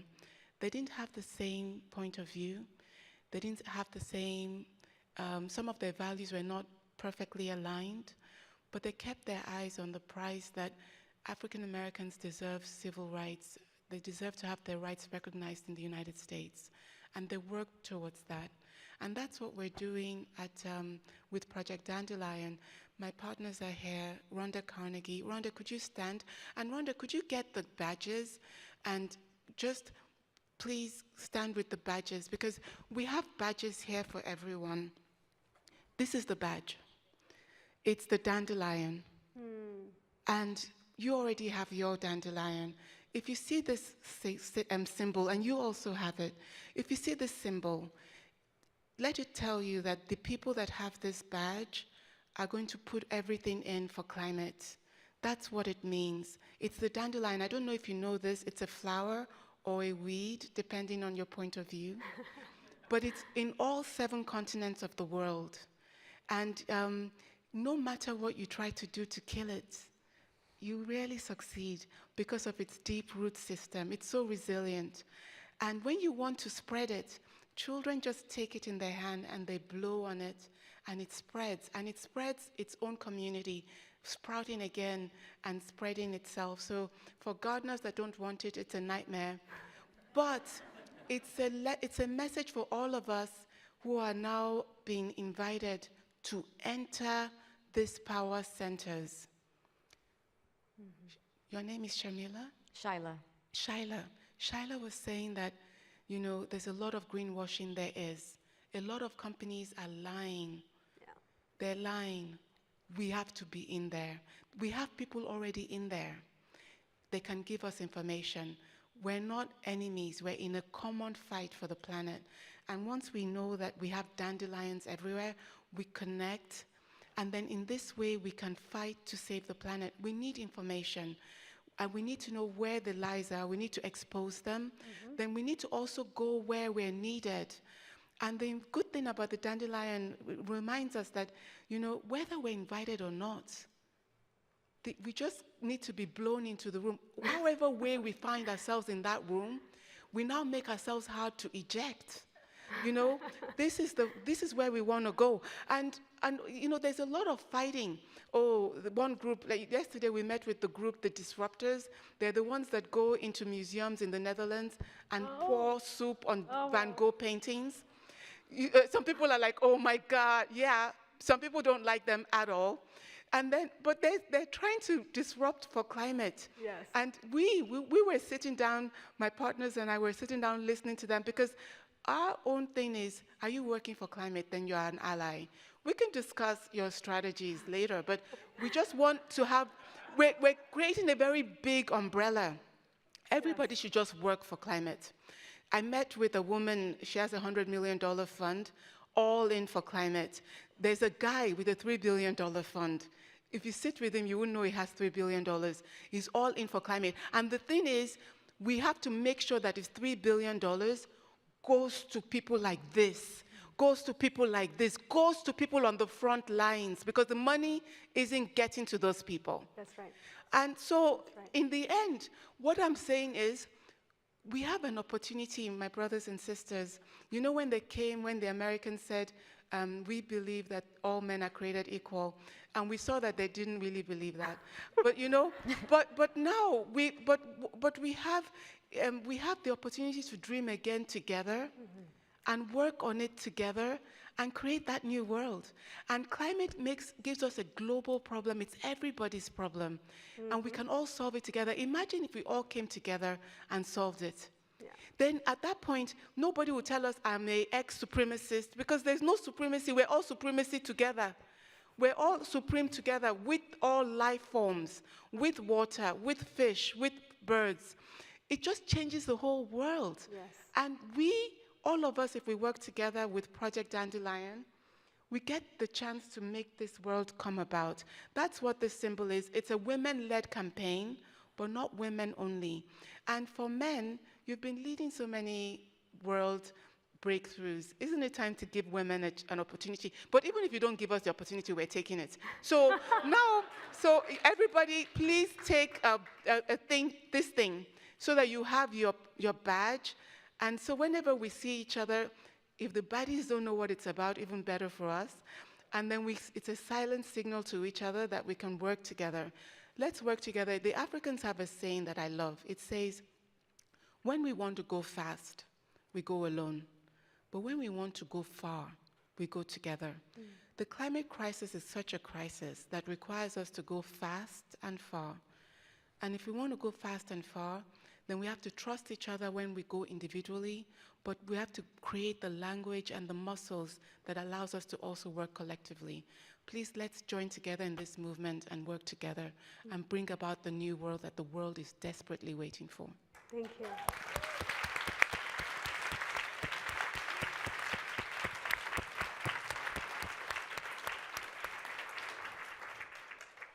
So that was beautiful, first of all, and I love this image of the dandelion spreading and being resilient and being everywhere. Before I get to the next question, I do want to acknowledge that we're unfortunately running out of time, and we won't, get to cover everything that we wanted to. And I do want to include some time for audience Q&A, so I want to remind people if they do have questions. We might be only able to get to a couple, but to scan the QR code and send your questions in. But going back to, I guess, what might have to be our last question, and I want to hear from all of you. Let's imagine for a moment that we are living in a future where climate justice has been achieved. In the present day, where do you see the seeds of this being planted? And going back to, having things be actionable, what can people in this room right now do to ensure that we cultivate them? So I want to start from that direction. Great. I'll be super quick. Educating women and girls. Yeah. And restoring our connection with the planet. Yeah. It's broken right now. Fantastic. Well, I believe that here in this country, we have to really collaborate with folks in the global south, because we already understand how the companies here and the organizations here are negatively impacting our communities. So we can imagine what's going to happen in other countries that don't have strict environmental regulation that we do. So beginning to talk about carbon markets and how that's going to impact indigenous folks, their land use, their sovereignty. We really have to begin to collaborate and really exchange information in a very intentional and direct way. I would say is moving big resources to impacted communities. A lot of us come from communities that have been polluted Our ancestors have been exploited, our wealth has been extracted for the consolidation of power, and we need those resources back. That is what repair is. And so repair happens through the moving back of resources so that we can accelerate on solutions. It means investing in women, especially women of color. It also means uplifting indigenous solutions. What you said is right on. Indigenous people make up 5% of the world, and they are protecting 80% of our world's biodiversity. Why? Because of their worldview. Because our colonial domination worldview is what has gotten us into this mess. This idea that you can abuse nature, and indigenous worldview is about the stewardship of nature for the next 7 generations. And so when we are uplifting indigenous solutions, whether it's throughout in Brazil or throughout the African continent, we are actually focusing on solutions. Supporting indigenous leaders is a climate solution. Supporting impacted communities is a climate solution.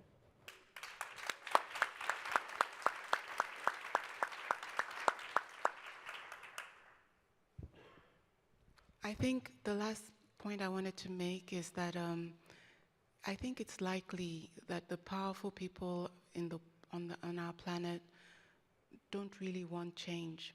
They may want us to get to a climate-safe world, but they want to make the least possible change possible for us to get there. And they may have calculated that if they make the least change possible, the planet may lose 1, maybe 2 billion people. And they probably figure that they won't be part of that 1 or 2 billion people, you know, because they have so much wealth and it gives them a lot of protection, and they also have power. Yeah. That is why we have to come together. If the people of the world come together, we're more powerful than the powerful, the so-called powerful. In fact, the so-called powerful depend on us being fragmented, separated. Right. And why we must come together is that we can fight for a climate-safe world that then gives dignity to workers. I don't understand why coal miners in West Virginia who have earned so little should now be without jobs for decades, or in the Midwest of America should be without jobs for decades, why there's so little dignity accorded to workers.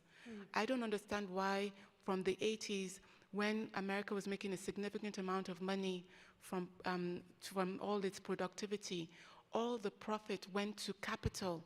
Nothing went to workers, and wages laid flat from the 80s till today. This to me is a great evil. And to me, we have the opportunity to work on these things today.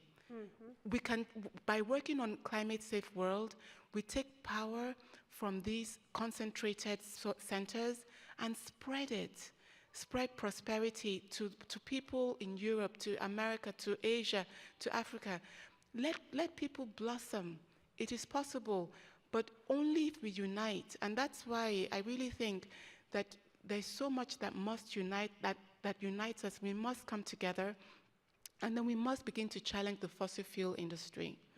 They are spending about $4 billion on communications alone. That's right. To misinform the public about the crisis, so that you feel like, oh, it's been taken care of, it's not, or it's too late, it's not. And the same thing that the tobacco industry did, and after 20 years we discovered that what they were doing and we stopped it, but the planet doesn't have 20 years, we actually have 7. That's right. By 2030, if we don't take action, we are finished. Yeah. So I need us, and this is why I keep saying, I keep looking at the women in the room.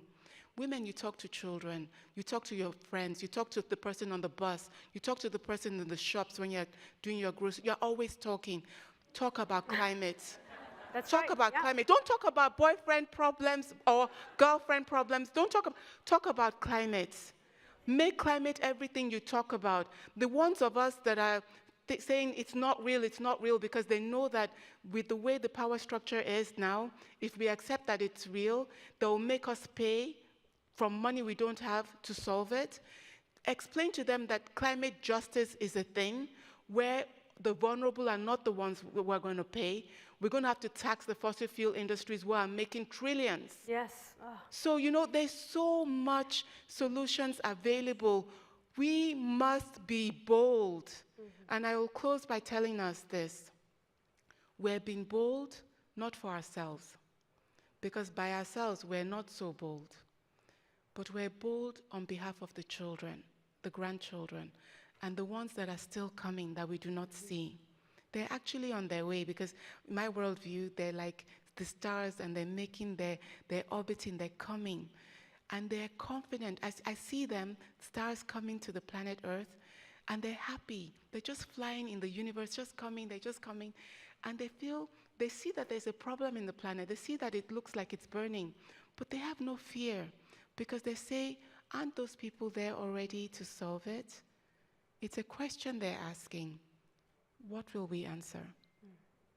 Thank you.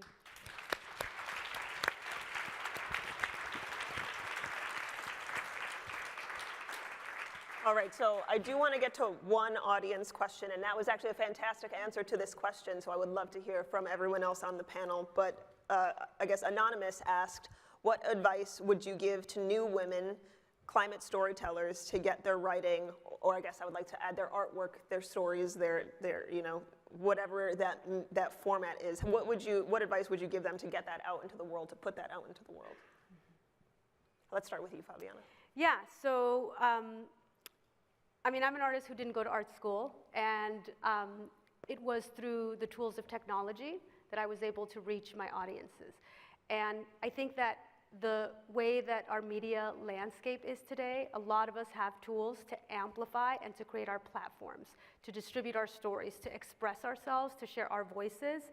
And I work with a lot of artists, and I encourage artists to really think about how they're getting their message out, right? Whether it's on social media, building a blog, building a presence, a video blog, and having a podcast, right? I think we need all the media tools, because also media consumption is changing, right? Folks are not watching in the same way. Younger people are more on TikTok and other platforms than they are even engaging with traditional television. And when they're watching a movie, they're watching it at 1.5 speed, right? And so the way we are absorbing ideas is shifting, and we need to also diversify our storytelling strategies. And I would also say, work with your local newspapers, right? Propose stories, write letters to the editor. And I would also say, from an activist perspective, what Greta Thunberg sat outside of her high school. And I always say that real culture changers, it just takes one. It starts with one, right? It started with one story to have a revolution in Hollywood around Me Too. It starts with one story. And so how you get your story out there and being creative and creating the space for more stories, I love what you said, is to gather circles to think about how we talk about the courage to confront the crisis and how we get our voices out there, because stories change people, and people will then change systems.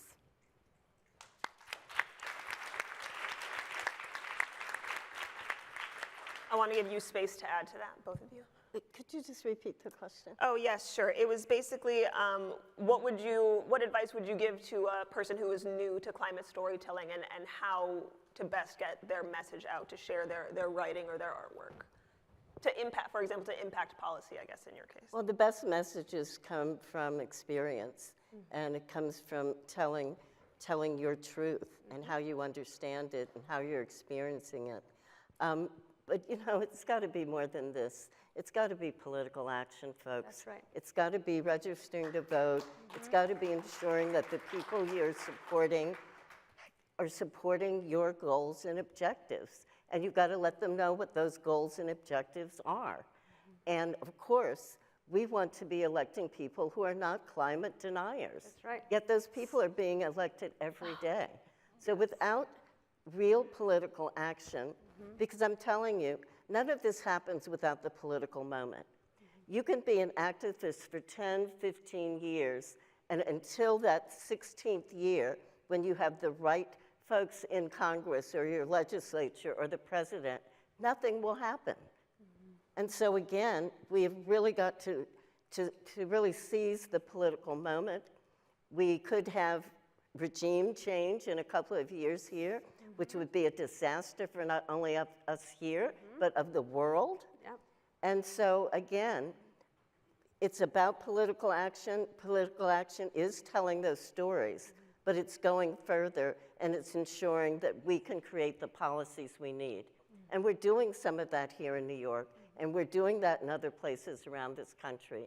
And we've got to continue to do that. And what each one of you can do is go back to your home, your neighborhood, your community, your block, or your school, because something there needs to be changed if we're going to have a better environment and climate. And start there. Start with what you know and where you are. Yes.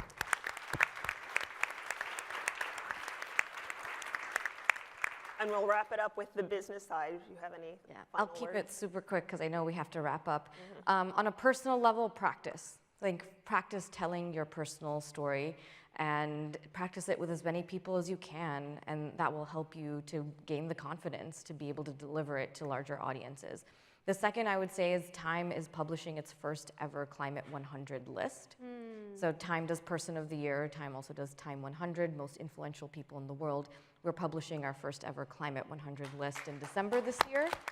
So if you have a story that deserves being told, please reach out to me. Thank you. Thank you. Thank you to all of our panelists. Thank you to everyone for coming today. This is a little bit of a quick wrap up, but I also want to thank the Nest Climate Summit, or the Nest Climate Campus, Climate Week, and the Javits Center, and of course, all of you. Thank you so much for. Please, everyone, get a dandelion. Very nice. So nice.